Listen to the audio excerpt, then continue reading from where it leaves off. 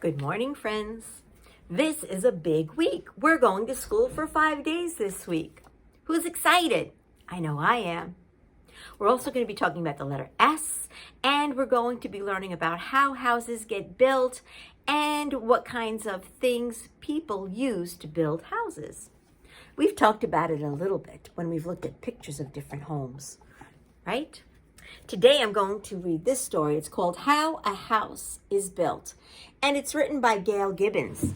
Do you see some tools and some supplies? Do you know what this is called? Rhymes with stammer. Hammer. Here's a screwdriver, and there's a bucket. Here we go. How a House is Built by Gail Gibbons. Many people live in houses. There are many kinds of houses. Log cabins, stone houses, adobe houses, cement block houses. They are built with different materials. Brick house, glass house, frame house. Houses are built in many shapes and sizes too. This is how a wood frame house is built. First, an architect draws plans. An architect is drawing how the house is going to look. It's an important job. You need to know how to measure, and you need to know how to figure out where things go. So you see, she's figuring it all out. Architect. The architect recommends a general contractor who will be in charge of building the house. During the months ahead, the general contractor will hire all these people to complete the project.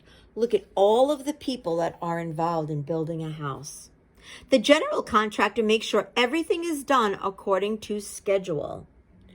So here we have the people who are going to be painting, the people who are going to landscape. That means take care of the bushes and how it looks outside.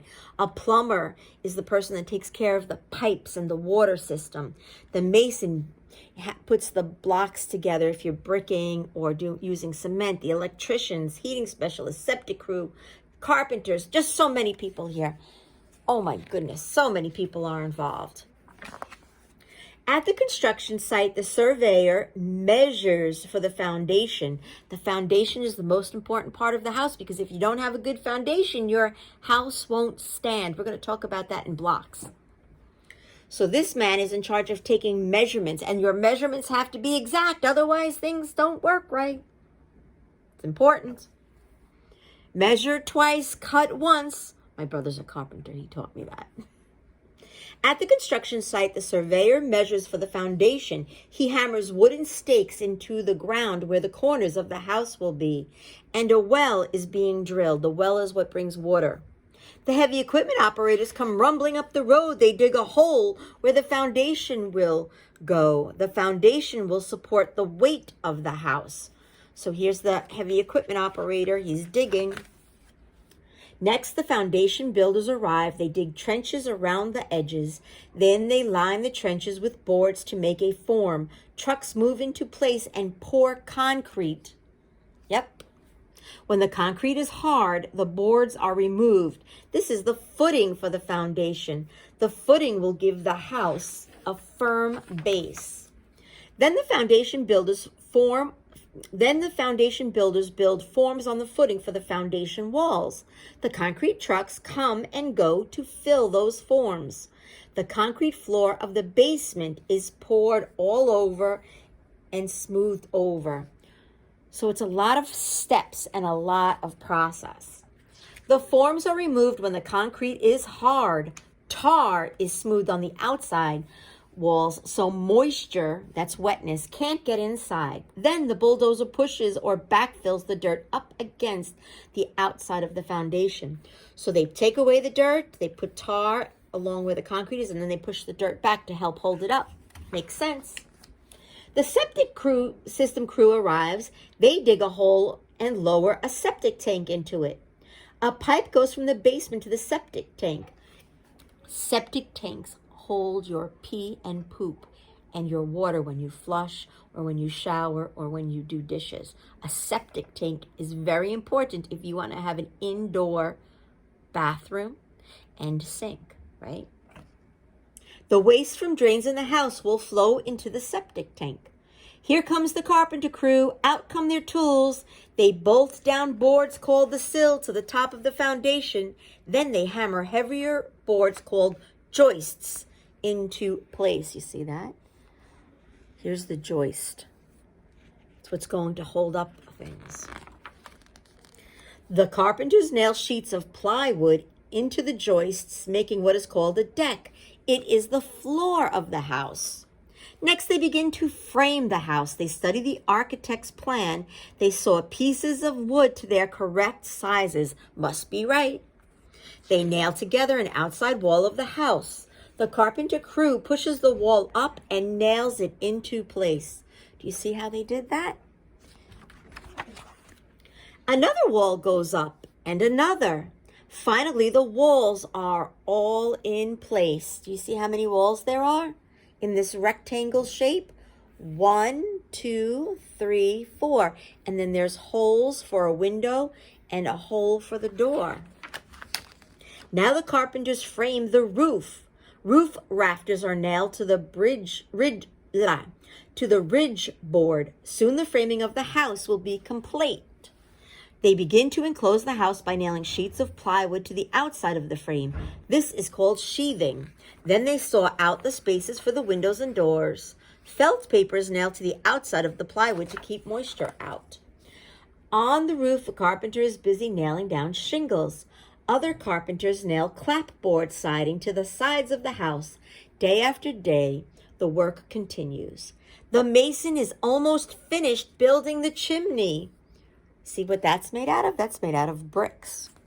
Windows and doors are installed. Inside the house, interior walls are nailed into place. An electrician runs wire through the walls to outlets and switches. Plumbers install the pipes that bring water to faucets and carry waste from drains to the septic tank. Insulation is tucked between studs to keep inside the house. It's like little blankets for the wall. Keeps it warm. The drywall crew cuts and nails the drywall into place. They smear joint compound onto the drywall joints to make the walls smooth. Next, the finished floors are nailed down. Windows and doors are trimmed. The painters paint the walls. Everything is almost done. The electrician hooks up the light fixtures. Cabinets are installed. The plumber puts in the bathtub, toilets, and sinks. The furnace and hot air ducts are installed. Outside, the landscapers notice that the grass they planted is beginning to grow. They dig a hole for one more bush. For many months, this has been a very busy place. And at last, the work is done. Now the house is ready to become a home. The end. So this story tells us all about how the home is built. Does it take a little bit of time or a long time? Do you think you might want to have a job building a house? Maybe. I don't think I'd be good at it. I don't have the patience for that. I'd be misplacing my nails all the time. So I don't think I want to do that. Here are some simple shelters of the past. These are things that people used long time ago. Igloos, but people sometimes still do build igloos. This is a teepee. That's kind of a tent that's made out of animal skins and wooden poles. This is a bamboo shelter that's open. Here's cloth and wooden poles used to build a tent. Caves. That was a long time ago. Some early shelters were built of earth or mud. Others were made of bark and branches. And a grass hut was made of grass and branches. And there's still people that use these, believe it or not. So that's what we're going to be learning about this week. I'm excited. I hope you are as well. And do you know, we have to say goodbye to the month of February. It's the March month. I mean, it's the M month of March. Yeah. I can't believe it. Can you? All right, everybody. So 5 days of school this week. And times have changed for sessions, 9:15. And for my remote learners, it's going to be at 12:30. We also have Leona's birthday today. So if you want to Zoom in, remote learners, at 1 o'clock, just to be part of the group, you may. I'm going to leave the computer on. I'm not going to be able to interact because we have 9 kids to take care of and a party to do. Okay. So I will see you all later. Bye.